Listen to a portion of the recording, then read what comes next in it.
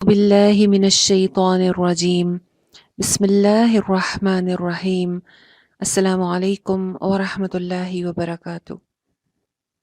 ہمارا آج کا لیسن آیت نمبر 20، 21، 22 اور 23 چار آیات پر مشتمل ہے۔ آج کے لیسن میں ہم نون ساکن اور تنوین کا ایک اور رول ڈسکس کریں گے، اور اس رول کا نام ہے ادغام۔ ادغام، الف دال غین الف غا اور میم سائلنٹ، ادغام۔ ادغام نکلا ہے مدغم سے۔ مدغم، مدغم کرنا کیا ہوتا ہے؟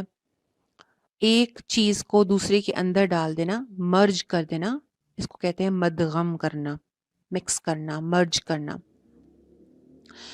ادغام کے لیے کیا کرنا ہے؟ سب سے پہلے 6 لیٹرز آپ کو یاد کرنے ہیں۔ 6 لیٹرز لکھیے اپنی کاپی پہ۔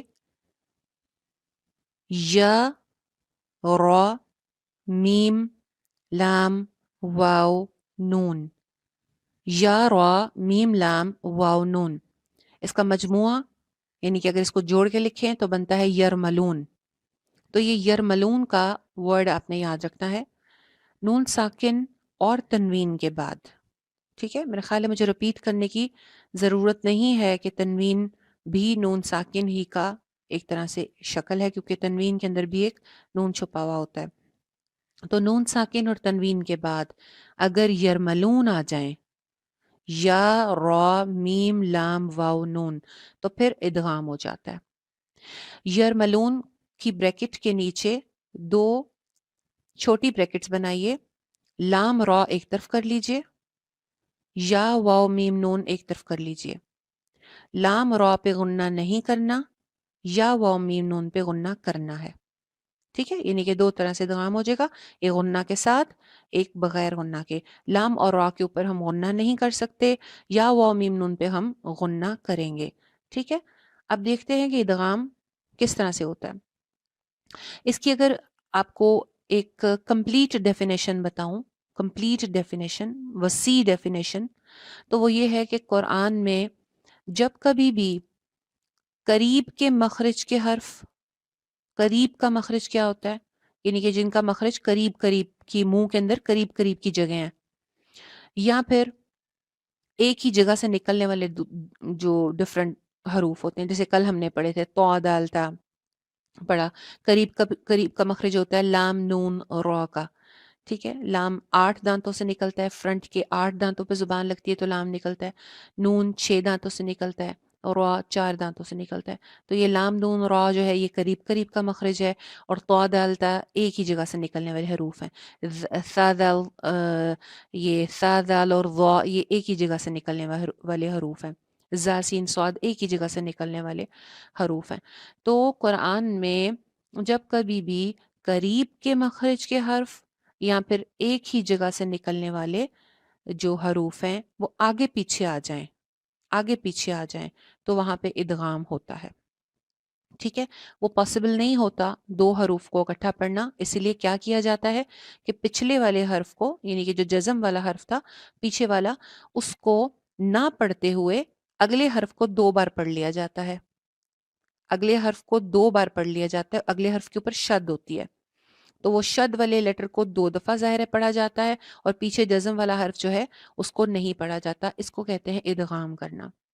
ٹھیک ہے، لیکن اگر اس کو ہم تھوڑا محدود سطح پہ دیکھیں تو اس طرح سے دیکھیں گے کہ اگر نون ساکن اور تنوین کے بعد یرملون آ جائیں تو پھر نون ساکن کی جو آواز ہے وہ نہیں پڑھی جاتی، اور اگلا جو لیٹر ہے یعنی کہ یا، را، میم، لام، واو، نون، ان کو 2 بار پڑھ لیا جاتا ہے، کیونکہ ان کے اوپر شد ہوتی ہے۔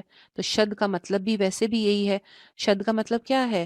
شد کا جو سائن ہے، ایک چھوٹا سا ڈبلیو جو بنا ہوتا ہے، اس کا مطلب یہی ہے کہ یہ لیٹر یہاں پہ 2 دفعہ موجود ہے۔ شد مینس 2 ٹائمز۔ تو اس طرح سے یہ ادغام ہوتا ہے۔ ٹھیک ہے، اچھا جی، اب ہم دیکھ لیتے ہیں کہ آیات میں کہاں۔ اچھا، ایک چیز اور کہ اردو زبان میں بھی یہ ہوتا ہے، یہ کوئی ایسی چیز نہیں ہے جو ہم فرسٹ ٹائم کرنے لگے ہوں۔ ایک تو آپ نے ناموں سے نہیں گھبرانا کہ یہ کیا کیا نام ہے، پہلے اقلاب تھا، اب ادغام ہے۔ تو یہ نام میں نے آپ کو بتایا تھا، جیسے ہم اپنے نام مشکل مشکل والے یاد کر لیتے ہیں، اسی طرح سے آپ نے یہ چند نام ہے رولز کے جو یاد کر لینے ہیں. سمجھ لیجیے کسی لڑکی کا نام ہے ادغام, ٹھیک ہے, کسی سہیلی کا نام ہے, تو ادغام کو اس طرح سے یاد کر لیجیے اس کے نام کو, اور انشاءاللہ اس کی ایکسپلینیشن ہم مزید کرتے ہیں. اور یہ اردو میں ہوتا ہے, یہ میں آپ کو بتا رہی تھی کہ یہ کوئی نئی چیز نہیں ہے جو ہم پہلی دفعہ کرنے لگے ہوں, یہ ہم اردو زبان میں بھی کرتے ہیں. اردو زبان میں بھی ایسے ہی ہوتا ہے. جیسے بالفرض ایک بہت مشہور سی پوئم ہے, لب پہ آتی ہے دعا بن کے تمنا میری. اب اس میں کیا ہو رہا ہے, لب, یہ ایکچولی میں ہے کیا ہے, لب پہ آتی ہے دعا, لب پہ آتی ہے دعا بن کے تمنا میری, لیکن بے اور پے کا مخرج کیونکہ قریب قریب کا ہے, الف بے پے اردو میں قریب کا مخرج ہے نا, با اور پا, سوری بے اور پے جو ہے یہ قریب کا مخرج ہے. تو کیا ہوا پھر کہ وہ پاسبل نہیں تھا پڑھنا, مشکل تھی بہت زیادہ کہ لب پہ آتی ہے دعا پڑھا جائے. تو اس لیے کیا ہوا, با کو ہم نے, بے کو ہم نے ختم کر دیا, پے کو ہم نے پڑھ لیا لب پہ, لب پہ آتی ہے دعا بن کے تمنا میری. اسی طرح ایک جگہ ہے اسلام آباد میں, آب پارا, آب پارا, اس کو کوئی آب پارا نہیں کہتا, آب پارا, آب پارا کہنا بہت ہی مشکل سا لگتا ہے, تو لہٰذا اس کو کیا بولا جاتا ہے, آب پارا, آب پارا. تو بے جو ہے وہ نہیں اس کی آواز آتی, پے کی آواز آتی ہے. تو لہٰذا یہ اردو میں بھی ایسا ہی ہوتا ہے, اور یہ نیئر ٹو نیچر کہہ لیں اس کو کہ یہ ایسا کرنا آسان ہے. تو قرآن میں بھی ایگزیکٹلی ایسا ہی ہوتا ہے کہ جب کبھی بھی قریب کے مخرج کے حروف آگے پیچھے آ جائیں یا پھر ایک ہی جگہ سے نکلنے والے حروف آگے پیچھے آ جائیں تو وہاں پہ ادغام کرنا پڑتا ہے. پچھلے لیٹر کو نہ پڑھتے ہوئے اگلے لیٹر کو 2 مرتبہ پڑھا جاتا ہے. ان آیات میں آیت نمبر 20 سے جو ہمارا لیسن ہے آج کا 24 تک ہم دیکھ لیتے ہیں کہ ادغام کہاں کہاں ہو رہا ہے. ٹھیک ہے, اس کے بعد پھر میں انشاءاللہ آیات کو ایکسپلین کروں گی. ٹھیک ہے, آج کی آڈیو تھوڑی سی لمبی ہو جائے گی اور مے بی 2 آڈیوز بھی ہو جائیں, تو گھبرانا نہیں ہے. ٹھیک ہے نا, انشاءاللہ. سب سے پہلے ہم دیکھتے ہیں ادغام کہاں کہاں ہو رہا ہے. اچھا, اب یہاں پہ ان آیات پہ ادغام دیکھنے کے بعد آپ کا ہوم ورک یہ ہے کہ آپ نے پیچھے بھی, کیونکہ بہت ساری جگہوں پہ گزرا تھا اور ظاہر ہے وہ اس وقت حکمت کا تقاضا یہی تھا کہ آپ کو اس وقت نہ بتایا جائے, تو آپ نے پیچھے سے ڈھونڈنا ہے آیت نمبر 1 سے لے کر آیت نمبر 20 تک کہ آیت پیچھے ادغام کہاں کہاں گزرا ہے. ٹھیک ہے, اور وہ مارک کر کے بتانا ہے, اپنی آڈیو میں بتائیں یا اپنے نوٹس میں کلیئر مینشن کریں کہ کہاں کہاں کس کس آیت میں کہاں کہاں ادغام گزرا ہے. ٹھیک ہے انشاءاللہ. اچھا جی, آیت نمبر 20 میں دیکھتے ہیں سب سے پہلے جند لکم, جند لکم. یہاں پہ کیا ہو رہا ہے, دال کے اوپر تنوین ہے, تنوین کے بعد نیکسٹ لیٹر جو ہے وہ یرملون میں سے لام ہے. تو ہم نے کیا پڑھا تھا کہ لام کے اوپر غنہ نہیں کرنا, لام اور را کے اوپر غنہ نہیں ہوتا. اب یہاں پہ کیا ہوگا, جو تنوین کے اندر چھپا ہوا نون ہے وہ ختم ہو جائے گا. ٹھیک ہے, نون نہیں پڑھیں گے اور دال کی ایک پیش کو لام سے جوڑ دیں گے. جن دلکم, دلکم ہو جائے گا. یہ جن دن جو تھا اس میں نون ختم ہو گیا, نون کی آواز نہیں پڑی جائے گی, دال کی پیش کو لام سے جوڑ دیں گے. جن دلکم, جن دلکم. ٹھیک ہے. اچھا, نیکسٹ آیت 21 میں لاسٹ میں دیکھیے, عتوّں, عتوّں و نفور. یہاں پہ کیا ہو رہا ہے, واو کے نیچے تنوین ہے. ٹھیک ہے, تنوین کے بعد نیکسٹ لیٹر جو ہے وہ یرملون میں سے واو ہے. ٹھیک ہے, تو یہاں پہ غنہ کر کے ادغام ہوگا. کیا کریں گے, واو کے اندر چھپا ہوا نون جو ہے اس کی آواز بہت ہی معمولی سی آئے گی. یہ جو واو اور یا ہوتا ہے نا, اس کے اوپر کیا ہوتا ہے کہ نون کی آواز ہلکی سی باقی رہتی ہے, بالکل ختم نہیں ہو جاتی, سلائٹ سی آواز باقی رہتی ہے.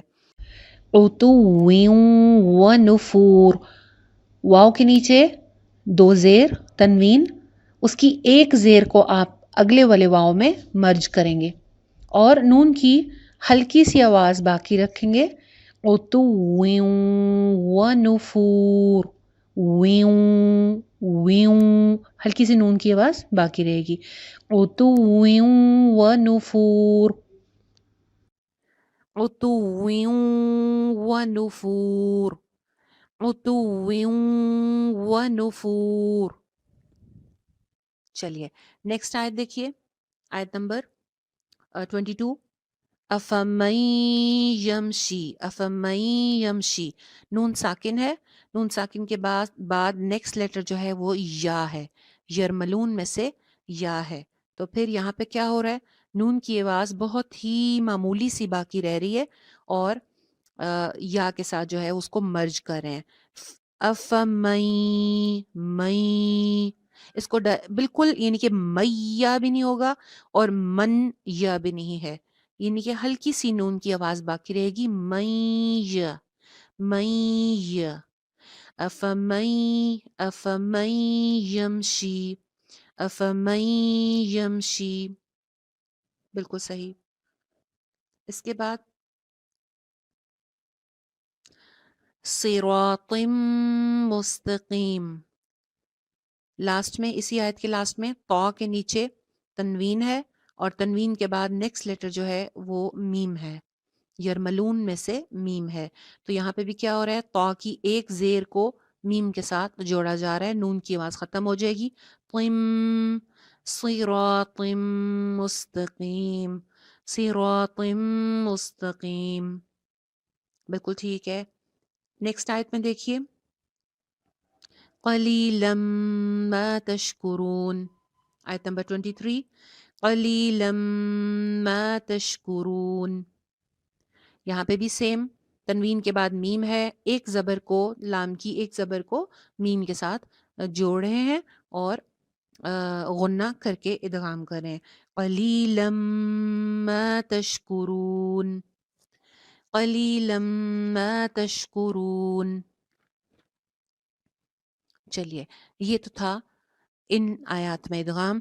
اب آپ کا ہوم ورک کیا ہے کہ آپ نے اگلی آیات میں سے اور پچھلی تمام آیات میں سے ڈھونڈنا ہے کہ کہاں کہاں پہ ادغام ہو رہا ہے اور اس کو انڈرلائن کرنا ہے، تھوڑی سی پریکٹس کریں گے۔ خیال رکھیے گا کہ لام اور را کے اوپر غنہ نہیں کریں گے، یا واو میم نون پہ غنہ کریں گے، ٹھیک ہے۔ اور دوسرا کیا میں نے بتایا کہ واو اور یا کے اوپر نون کی ہلکی سی آواز باقی رہ جاتی ہے، جبکہ لام را پہ اور نون میم پہ آواز بالکل باقی نہیں رہتی۔ تو اگر ہم اس کو دو طرح سے ادغام کو لکھیں، ادغام کو دو طرح سے لکھا جا سکتا ہے، ایک غنہ کے پوائنٹ آف ویو سے اگر دیکھیں تو آپ نے جو لکھا کہ لام را الگ کر دیا بریکٹ میں، یا وہ میم نون الگ کر دیا، تو لام را پہ غنہ نہیں کرنا، یعنی کہ اگر اس کی ٹرمینالوجی یوز کروں تو آپ لکھیں گے کہ لام را پہ بلا غنہ ادغام ہوتا ہے، اور یا و میم نون پہ معل غنہ ادغام ہوتا ہے، یعنی کہ غنہ کے ساتھ، ٹھیک ہے۔ ایک تو یہ غنہ کے لحاظ سے اس کی تقسیم تھی۔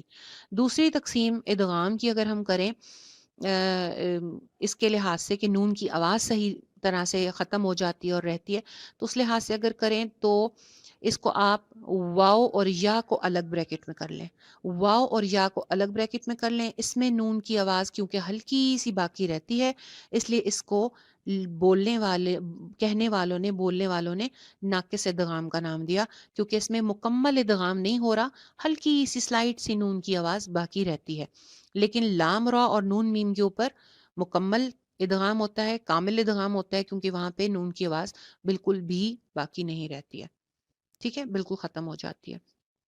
تو یہ تھی ادغام کی دو طرح کی ڈیفینیشنز۔ ایک میں نے آپ کو بتائی ادغام کی مکمل وسیع تعریف کہ یرملون سے ہٹ کے اور بھی جہاں کہیں بھی آپ کو قریب کے مخرج کے الفاظ یا ایک ہی جگہ سے نکلنے والے دیگر حروف کے الفاظ آگے پیچھے نظر آئیں گے تو آپ کو ادغام کرنا پڑے گا۔ ایک تو یہ ڈیفینیشن ہے، اور انشاءاللہ اس کی کوئی اگزامپل آئے گی آگے تو میں آپ کو پوائنٹ آؤٹ کر دوں گی۔ دوسری چیز ہم نے ادغام کے بارے میں غنہ کے لحاظ سے تقسیم پڑھی کہ غنہ کے لحاظ سے ادغام کو اگر ہم ڈیوائیڈ کریں تو لام را پہ ہم نے غنہ نہیں کرنا، یا واو میم نون پہ کرنا ہے۔